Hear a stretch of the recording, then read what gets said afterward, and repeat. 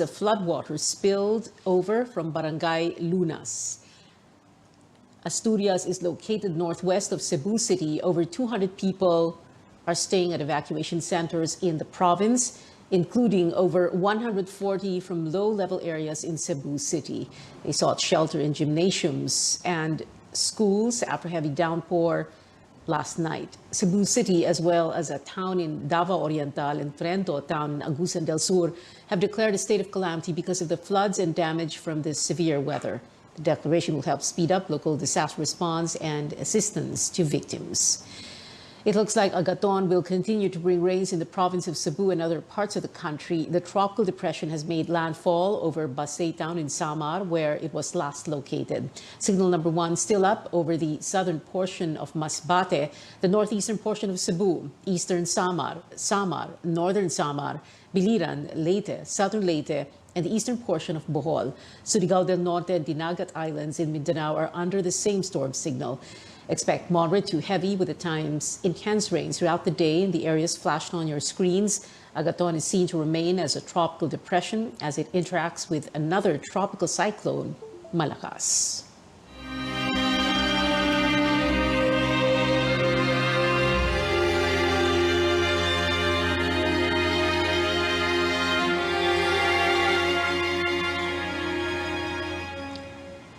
The rains are not stopping travelers from booking trips and heading out for the Holy Week break. As Paige Javier reports, transport authorities are now checking if there is a need to add more buses to accommodate all passengers. Adrian Macayon is one of many passengers still hoping to get a ride home this Holy Week. Upon arriving at PITX, he was greeted by long lines at the ticketing booth. It remains unclear if he can book a trip. Bibisitahin lang kasi namin yung anak namin sa Bicol.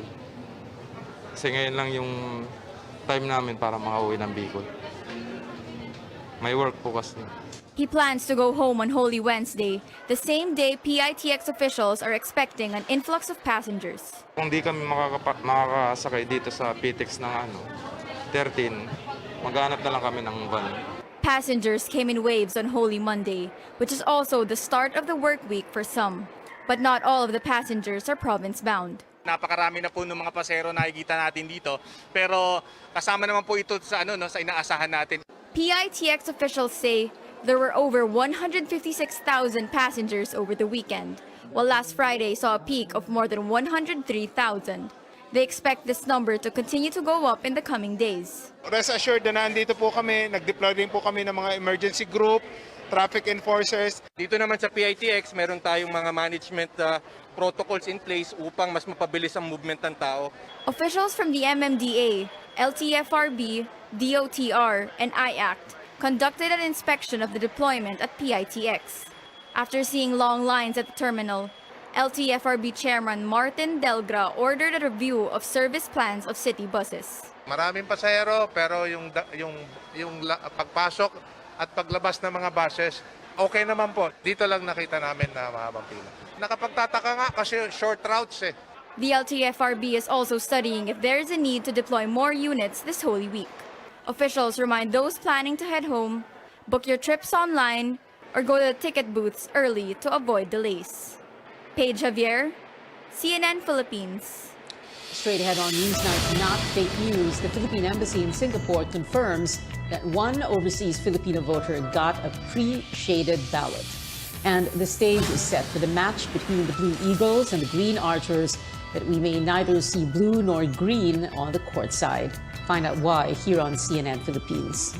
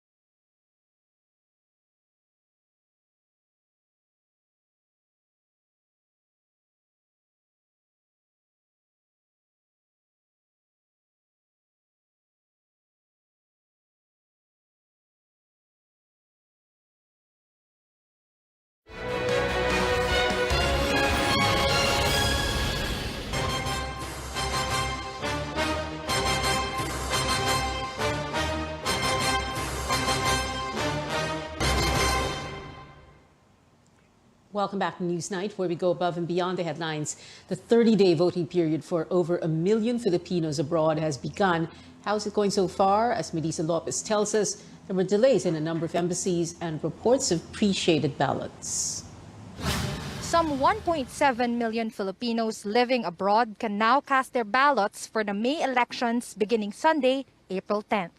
Most of the 92 embassies and foreign posts serving as polling precincts opened at 8 a.m. Philippine time. Voting was delayed in select areas such as in Shanghai, China, Pakistan, Timor-Leste, Afghanistan, and Ukraine, while vote counting machines have not yet arrived in New Zealand, Milan in Italy, and New York in the US. These posts are expected to catch up with a month-long voting within the week as they receive vote counting machines and complete final preparations.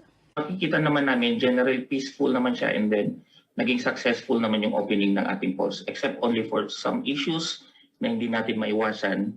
Absentee voters abroad can only elect national candidates from president to party list. They may either vote in person or by mailing in their ballots after shading the circles at home. Some 79,000 voters will vote manually by writing the names of candidates. Comelec says it will look into a reported pre-shaded ballot given to Singapore-based voter Cheryl Abundo.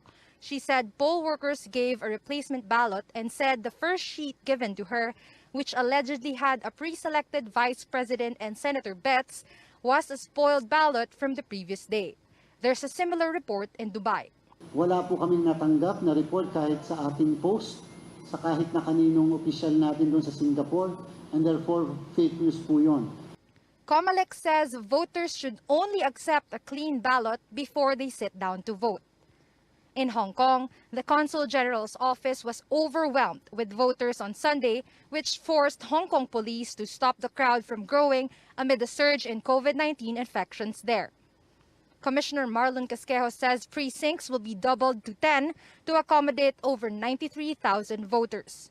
The poll body also warns the public about exit polls, saying these are not credible. This involves asking voters who they voted for as they leave polling centers. Overseas voters can visit embassies and consulates or send their filled-up ballots until May 9th to make their vote count. Melissa Lopez, CNN Philippines. The Philippine Embassy in Singapore confirms one incident of a spoiled ballot with the names of VP Bet Sara Duterte and some senators already shaded. The embassy insists that it was an isolated incident. The running mate of Senator Manny Pacquiao, Lito Atienza, will not back out of the vice presidential race after Senator Ping Lacson rejected the congressman's proposal to withdraw his presidential bid. Atienza says he and Lacson should both step aside so Pacquiao and VP Bet Tito Soto can form a stronger tandem against Bongbong Marcos and Sara Duterte. But Lacson wants only Atienza to withdraw, saying he is open to sharing Soto with Pacquiao as a common VP candidate if that happens. Definitely not. No withdrawal for me too.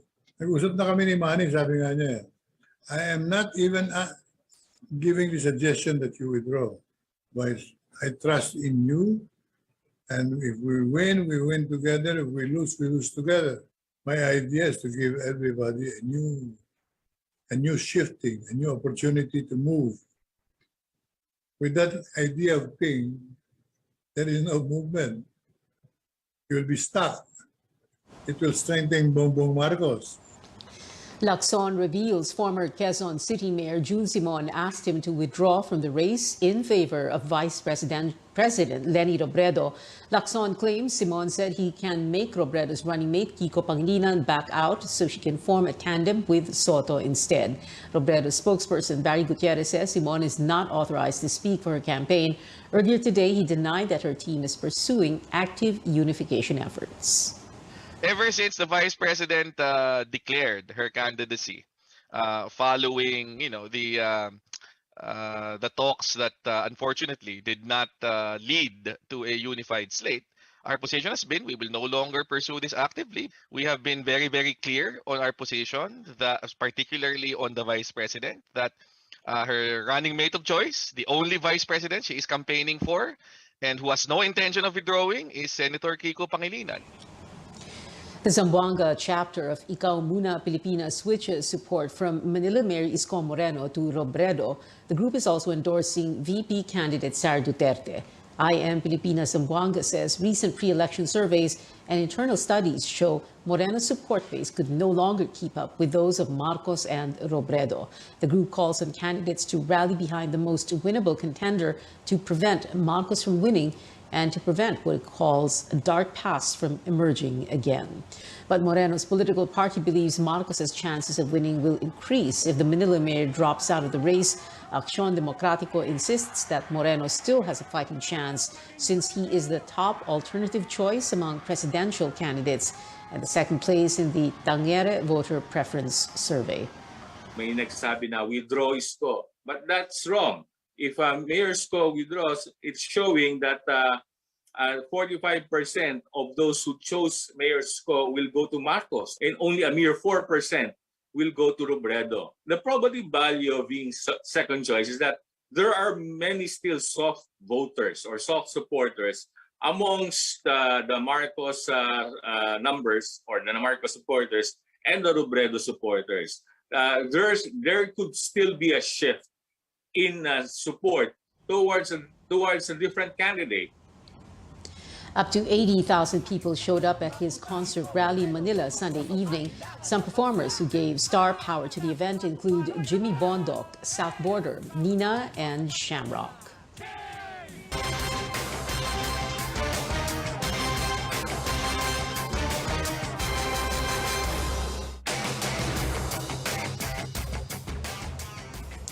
Customers of power distributor Meralco will pay more for their bills this month, not just because of the summer season, but also the higher generation costs. Chrissy Di Matulak tells us by how much. Susan runs a small restaurant and her household has a monthly power consumption of around 10,000 pesos.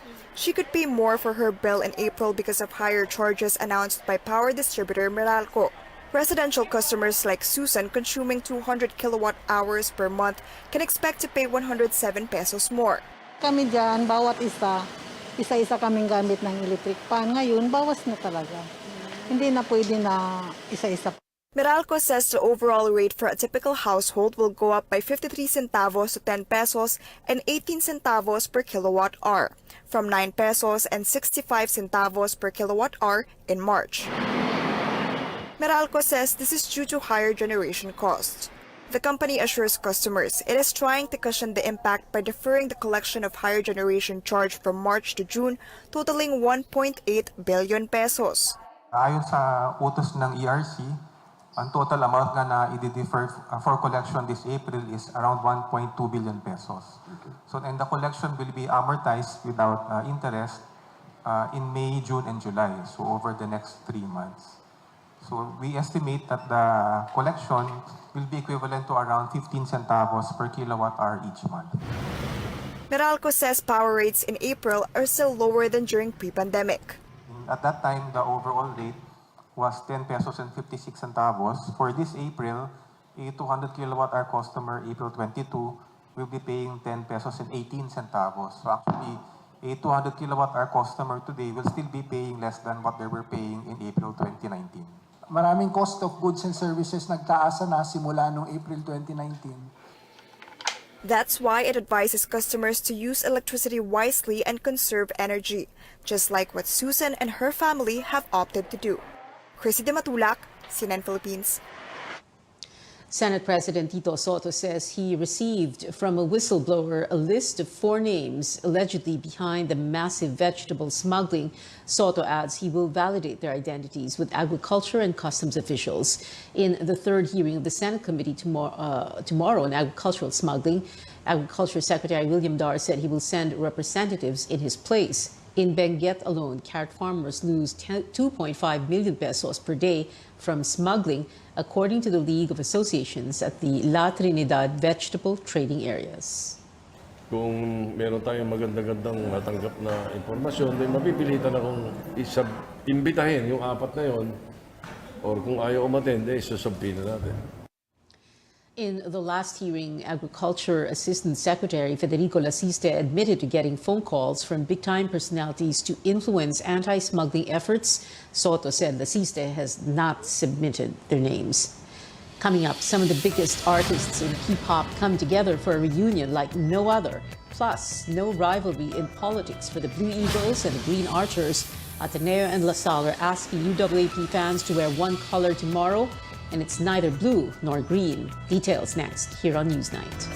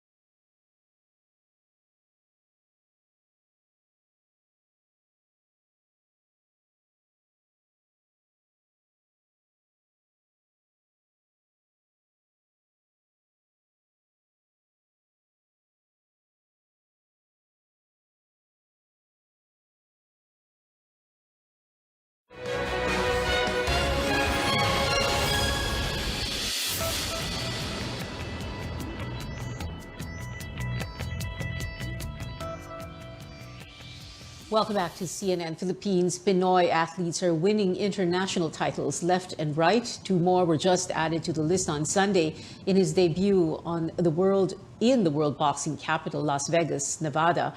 Humir Marshall beat American boxer Isaiah Hart. Marshall recovered from 3 knockdowns to earn a 4th-round technical knockout win. The referee stopped the match with 47 seconds remaining in the round. Marshall's professional boxing record stands at 2 wins and 0 losses. Teen tennis sensation Alex Ayala joined in on the victories, bagging her 2nd professional title in the International Tennis Federation W25 Chiang Rai tournament in Thailand. Ayala outlasted Luxika Kumkum in straight sets, 6-4, 6-2. The 16-year-old told CNN Philippines about her tough journey before her latest triumph. Last quarter of last year was very tough for me. I had an injury in my foot, which kept me out of the court for a couple months, and I got COVID towards the end of December. So it was tough to bounce back and to get my rhythm of competition back in my system, which is what I think makes this win so much more special. Ayala adds she is excited to represent the country at the Southeast Asian Games next month. Now here at home, the final leg of the 2nd PBA 3x3 conference kicks off tomorrow. The Pure Foods TJ Titans will face the Cavitex Braves for the first game, 8 a.m. at the Araneta Coliseum. Meanwhile, the Limitless App Masters will attempt to continue their winning streak from the 4th and 5th legs. The squad will play against the Sista Super Sealers. at 10:05 a.m. And on to the UAAP. Instead of a crowd of green and blue, we might just witness a sea of pink in tomorrow's Ateneo versus La Salle game. The presidents of both universities urging fans supporting Leni Robredo to wear the presidential candidate's campaign color at the game in the Mall of Asia Arena at 7 p.m. In entertainment over the weekend, some of the biggest artists in P-pop graced the country's premier concert venue, and as Paige Javier tells us, it made for a satisfying in-person reunion between musicians and their supporters. The wait is finally over for the return of live concerts to the Big Dome. After welcoming audiences and sports events, thousands of music fans filled the Araneta Coliseum for the first time on Sunday. Sobrang saya mo. Actually, first time ko manood sa Araneta. Sobrang happy na magkakaroon na ulit ng concert ng face-to-face. Sobrang happy po, tapos nakaka-excite kasi first concert po ng P-pop, tsaka nagsasama-sama po lahat ng P-pop fandom. Just like their fans, artists were grateful to finally meet face-to-face and sing together again. Sobrang nakaka-excite na medyo nakakakaba, pero yung eagerness po namin na-imbak ng 2 years, ngayon po namin siya ilalabas kasi sobrang nakakilabot po yung audience ngayon. The comeback of live concerts in Araneta also coincided with another first, the biggest gathering of the Pinoy pop or P-pop community. The 2022 P-pop Con was a 2-day affair that wrapped up with Sunday's concert featuring artists like SB19, Fourth Impact, BGYO, and Beanie. As the pioneer of the P-pop group here in the Philippines, we are so happy to see us as a group, as one, and I can say that P-pop is rising right now. Before that, fans and artists gathered for the P-pop convention on Saturday. Many hope the first P-pop Con will not be the last. For sure na magpapatuloy pa ito yung mga ganitong events. Abangan nyo lang po yan and keep supporting everyone. Yung ultimate dream naman po namin for P-pop, not just for P-pop but for the entire country, na makilala po talaga yung talento ng Filipinos. There's nowhere to go but up as the journey to elevate P-pop locally and globally continues. One group and one concert at a time. Paige Javier, CNN Philippines. And that is it for tonight. Join me again on News.ph at 7 p.m. I'm Pia Ontiveros for Newsnight, where we go above and beyond the headlines.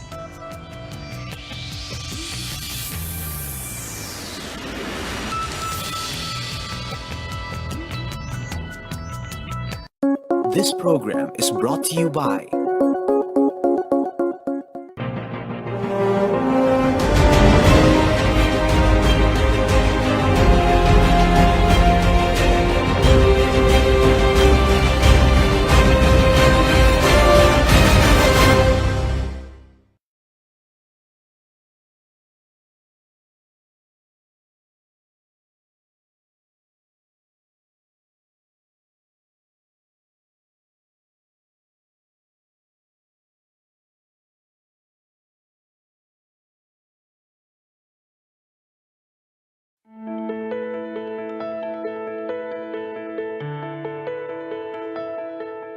It's been 2 years since the World Health Organization declared COVID-19 a pandemic. And like most viruses, it continues to mutate into different transmissible variants. But the question remains, where are we now in the battle against COVID-19? In this episode, we'll review where the herd immunity threshold is and which gaps we still have to fill as we enter year 3 of the coronavirus pandemic. I'm Dr. Freddy Gomez and welcome to MedTalk Health Talk on CNN Philippines.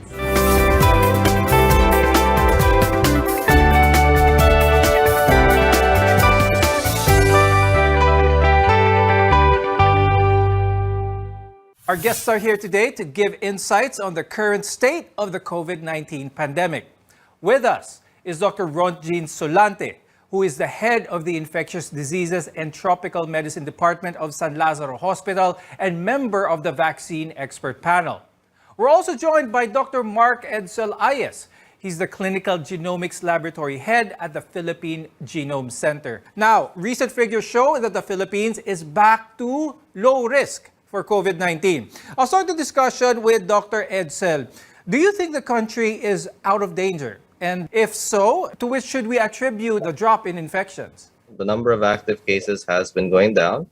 And as we have seen over the course of the pandemic, which has been nearly 2 years, is that there has been a cyclic occurrence of cases. So there will be surges and then they will go back down again. But just to reiterate, in the context of the pandemic, the WHO has not yet declared that the pandemic has ended. There are still active infections going around the world. And as such, the possibility of another surge occurring due to another variant that can come about as a result of all of these active infections is still possible. Now, Dr. Jean, when it comes to that, people are getting really excited, really can't wait for all of this to end. But yet there are still some infections going about. Some people are still being sick with COVID-19, even though they are already vaccinated and boosted as well. What could be an explanation for this, Dr. Jean? We know that over the past months, the virus has mutated, and that mutation also affected the ability of their vaccine to produce those antibodies to the point that it was able to evade the antibodies produced by our immune system. And precisely that's what we're talking about, that there will still be infection, there will still be transmission, but with vaccination, the risk of getting the more severe form, getting to be hospitalized, will be manageable precisely as we move on with this pandemic, since the vaccine are not virus blocking. There's still a possibility that transmission can occur, and that's why we are really emphasizing the importance of vaccination, particularly the booster dose of the vulnerable population. Dr. Jean, earlier in the pandemic, there was a lot of focus on the number of cases. How many new cases do we have? Is this still a figure that Filipinos should be concerned about, or should they focus on these figures, or how many people are dying if the hospitals are being filled? The experience we have for several months, and especially for the 2 to 3 waves of surge of cases that we have, I think it's now important that it's not really monitoring the number of cases every day. The most important part now is monitoring the healthcare utilization, looking at patients, if they have COVID, are admitted, did they develop severe infection? Because these are the more important metrics in terms of preparation and in terms of more strict implementation of an alert level, rather than just counting cases where most of these cases are mild, and in fact, a lot of them are really asymptomatic. The health department also said that the healthcare utilization rates in the country and most of its regions were at low risk, and that only the intensive care unit occupancy of the Davao region remains at moderate risk. Dr. Jean, what does this mean for our country? This virus is manageable. The number of cases are manageable, and we can now focus on other conditions or other infectious diseases that has suffered in terms of the increases in cases during the pandemic. And I would like to give examples like tuberculosis and HIV. For the past 2 years, there is really a significant increase of these cases because most of those patients who have this infection are not going to the hospital because of fear of COVID-19. So it's good that our healthcare utilization is going down so that we can take care of other infectious diseases aside from COVID-19. Last January 2022, there was a record-breaking surge in infections following the detection of the hyper-contagious Omicron variant. Now, though, a new variant has emerged, the BA.2. Dr. Edsel, here we go again. Another variant is coming up. What can you tell us about this new BA.2? Is this something that we should be worried about, something that we should be concerned? From the current studies going on, they show that BA.2, or the subvariant of Omicron, is only slightly more infectious than Omicron, but has no difference in terms of the severity, at least from what current reports are suggesting. Now, another catchphrase, of course, lately is the term endemic. So we hear a lot of terms come about that instead of the COVID-19 becoming in a pandemic situation, it will become endemic. Dr. Jean, what does endemic mean? Just to give example of endemic infections in the country, we have dengue, we have leptospirosis, even typhoid fever. So what the commonality among these cases? These are cases year-round, but not enough to disrupt our life, not enough to cause lockdowns. And at the same time, we still maintain to treat them as something that to prevent complications. So that's what we are hoping, that this virus will be just endemic and it will not also disrupt the healthcare utilization rate in our country. In line with that, Dr. Jean, there's also a trend nowadays with other countries, Western countries, of already taking away the mask protocol that they have. People are now walking around without masks. Now, I have to include there that the mask issue in other countries is much more politicized than it is here. But Dr. Jean, in a purely scientific sense, can the Filipinos sort of see in the foreseeable future that they will no longer be needing to wear masks? Yes, that's a possibility, and that will depend on the number of cases in the community. As long as there will be no more higher community transmission, I think that will eventually come. No? But at this point in time, since we don't know yet the behavior of this Omicron variant, we're still seeing cases every day. It's not safe to take out our mask. And that's the most important protection as we go out from our home, we go to our workplaces, protecting us from being exposed to possible source of an infection. Yes, so the best way pa rin is to follow the basic health protocol. So wear your mask, practice proper hand washing, and of course, physical distancing. Now, COVID-19 is becoming endemic. Does not mean that we've seen the last days of the virus. But the hope is that enough people gain immune protection from vaccination or natural infection. When we return, we look into how far we've gone in vaccination and treatment for COVID-19. We'll be right back here on MedTalk Health Talk.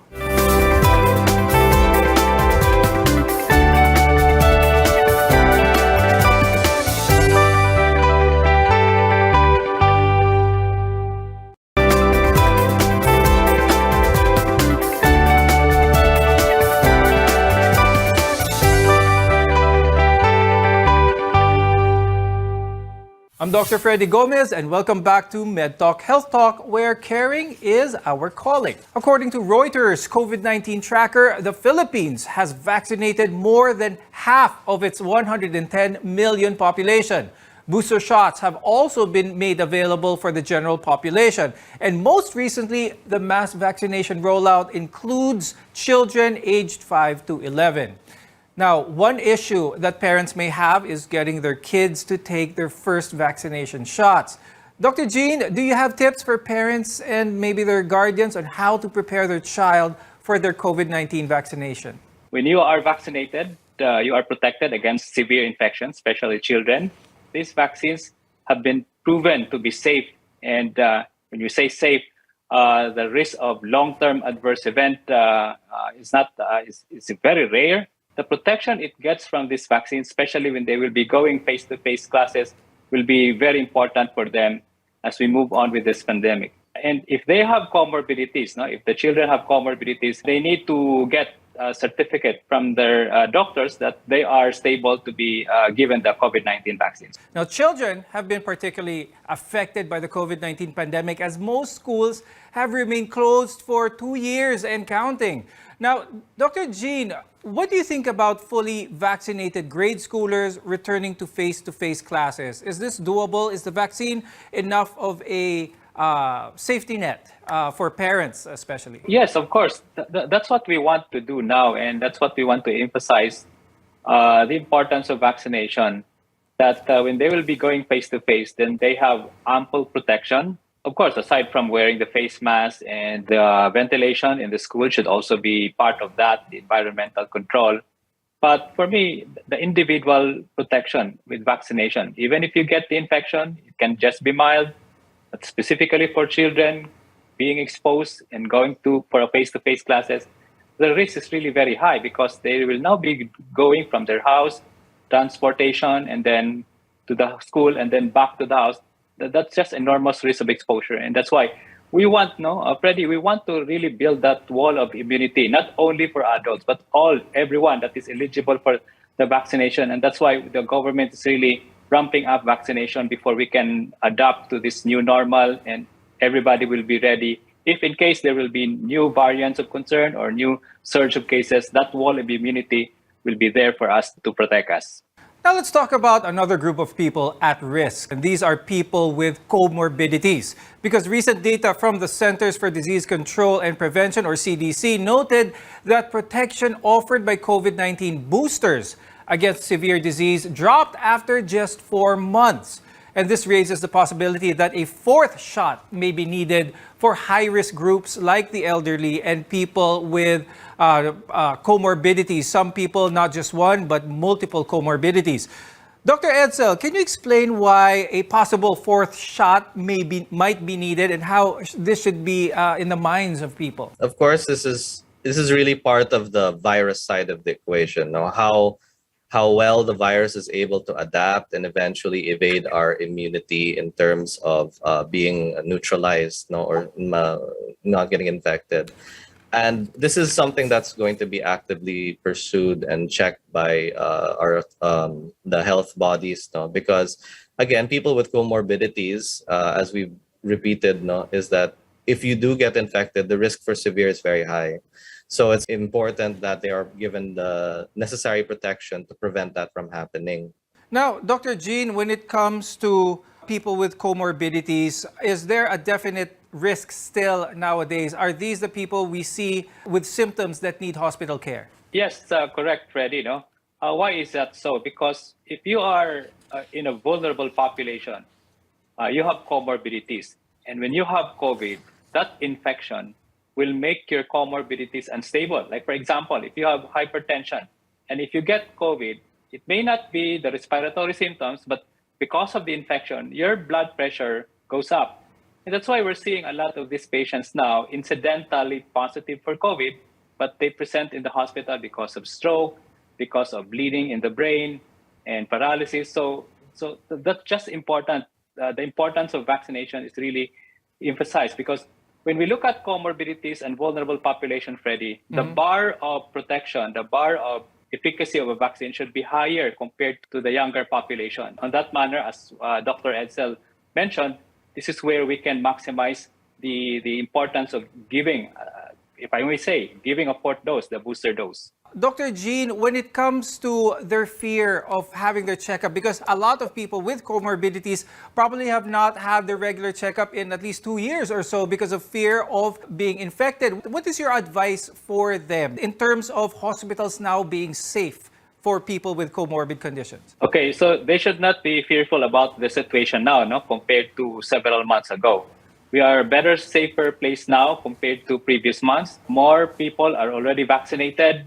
And at the same time, the hospital has always been ready in accommodating patients, especially with regards to an environment that there will be less transmission. And that's where you have the face mask, the face shield, and a good ventilation. So I would really encourage them to go back and have your checkup, regular checkup with your doctors, and maintain your maintenance medication, and to prevent also infection, have yourself vaccinated. Now, Dr. Edsel, I'd like to touch on now about testing. What's your advice for the viewers when it comes to testing? Is RT-PCR still the gold standard? Should people be testing themselves at random every now and then just to be sure for their peace of mind? What's your advice? Again, what we have to remind people is these are risk mitigation strategies.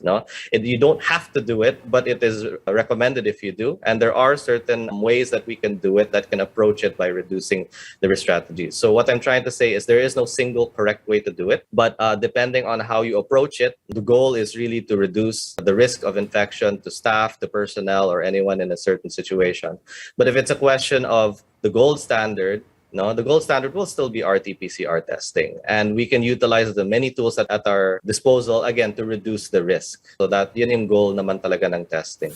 Now, while treating mild COVID-19 symptoms can be managed at home, what about for people who aren't infected? Can we start going back to normal? More on this after a short break. You're watching MedTalk Health Talk, where your care always comes first.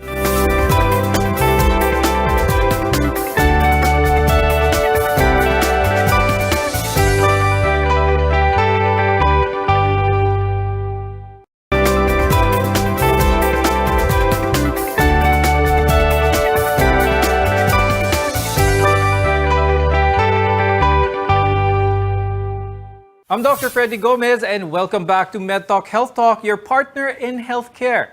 Dining out in open spaces, watching movies one seat apart inside theaters, and traveling for leisure. These are some new normal activities we've developed over the last 2 years. Yet our health should still take priority. A number of us might be struggling with the so-called pandemic weight. stagnation also negatively affects our mental health. So if our viewers want to go to the gym or bike around the metro, Dr. Jean, how do they protect themselves from COVID? What are some reminders? People who like to go outdoors and feel that it's enough ventilation to not wear any mask or things that might protect them from the virus. Is this sound advice? Still, we have to be very careful with the way we deal with this virus. For one, always wear your face mask. Second, frequent hand washing. Third, do regular disinfection. If you are in an environment like gym, do regular disinfection before you go to another area. And as much as possible, especially in enclosed spaces, the gym, the restaurant, you have to ensure also a very good ventilation. And I think those are important aspects of the prevention and what is this new normal. Now, the World Health Organization said last February 12 that the decreasing trend in the country's COVID-19 cases was really encouraging. Now, as we move into another year of the COVID-19 pandemic, we are more aware and equipped with the knowledge in beating the virus. Dr. Edsel, what should Filipinos look forward to in the coming months? Most of the same right now, no? So nakasanayan ninyo until it's officially announced by the WHO that the pandemic is over. I would suggest that people maintain their vigilance, no? Wear your face masks, no? As Dr. Solante said, no? Hygiene, no? And regular disinfection, ventilation in the areas, no? So I'd like people to take the idea that the possibility that something like this might occur in the future. And hopefully we have learned from the COVID-19 pandemic so that we're a bit more prepared kung sakali mangyari man lang ang ganitong situation ulit. Now, Dr. Jean, if there's something that this pandemic, a good thing that this pandemic brought about is that a lot of people have been more health conscious, especially their awareness on trying to be aware that something can infect them, as Dr. Edsel mentioned. If there's something that people should continue to still adopt within their daily routine in terms of infection control, even past this pandemic, what should they be, Dr. Jean? We have to change our mindset. By changing our mindset and being very careful, then that will also dictate our behavior. So meaning we have to protect ourselves every day. Even if we go back to normal, we want to go back to our life, but there's still that important protection that we should not be complacent about. So I think that's the basic approach now of most Filipinos. And of course, Freddy, vaccinations, I would still like to emphasize the importance of vaccination because there are still a lot of those that are not vaccinated. And if they want to be going back to normal life, then having that vaccine will give them one step ahead of the virus. Now, easing COVID-19 restrictions does not mean we have to relax. We have to stay vigilant and not let our guards down. So it is important to stay informed and follow health and safety protocols so that you can keep yourself and your family safe from COVID-19. Thank you to infectious disease specialist Dr. Ron Jean Solante and clinical genomics lab head Dr. Mark Edsel Ayas for being with us today and sharing your up-to-date information as well as your insights. I'm Dr. Freddy Gomez and thank you for watching MedTalk Health Talk. We'll see you again next time.